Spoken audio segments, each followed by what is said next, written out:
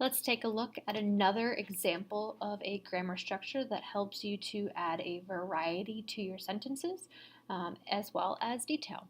This is called appositive phrases. So there is a set kind of formula for an appositive phrase. So the squiggles that I have here and here, those just equal part of the sentence. So an appositive phrase is additional information about a noun. Remember, a noun is a person, place, thing, or idea. The appositive phrase is set off by commas. Okay. You might also see in literature where you'll have part of the sentence, a noun, a comma, and then the appositive phrase describing it. Okay. So let's take a look at some examples because I'm sure these will help you to better see what exactly an appositive phrase does. My father, comma, the man who turned my lunchbox into a meal-eating monster, comma, taught me how to let go and laugh. Ooh. And laugh. So the man who turned my lunchbox into a meal-eating monster is my appositive phrase. And my appositive phrase gives extra information about father. Okay? So it gives info about father.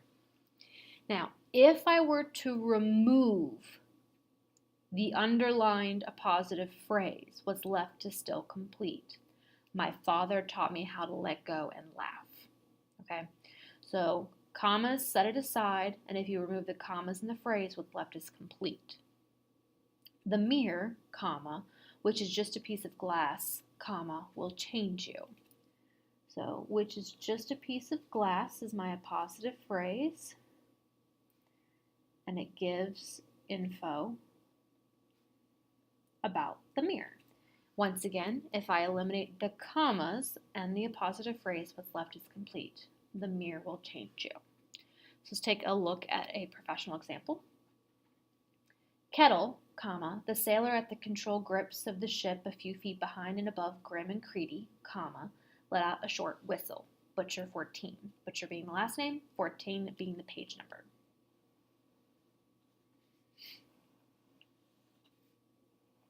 So that big, giant, long thing, the sailor at the control grips of the ship, a few feet behind and above grim and creedy, gives us extra information about Kettle. It tells us he is a sailor. It tells us he is controlling the ship. It also tells us that he is set away behind and above Grim and Creedy, two additional people who are on the ship. So why should you bother with appositive phrases? Well, because they add sentence variety and they make your sentences sound better and more detailed. I picked up a copy of the book before checking out. That's a fine sentence. It's not great. It's fine. I picked up a copy of the book, comma, an old and dusty first edition, comma, before checking out. So an old and dusty first edition is giving us information about the book. So you can infer extra information. So we're talking old and dusty. So clearly this person doesn't necessarily care about the actual condition of the book. The fact that it's a first edition catches the person's eye, and that's really what they're paying attention to. So these are not just random details. They're details that help you better understand a person or to better understand some sort of object. Okay, we do this in our natural lives all the time. You might be talking to somebody and say, man, Mrs. Green gave me homework tonight. So logically, I could infer that Mrs. Green's your teacher, but you could say, Mrs. Green, my teacher, gave me homework tonight. So it kind of adds that additional level of explanation. You could further it and say, Mrs. Green, my English teacher, gave me homework tonight. And then that tells us even more information. So it's not just any random homework, it's English homework, which you know deals heavily with reading and writing. So appositive phrases just give you additional information about a noun, a person, place, thing, or idea.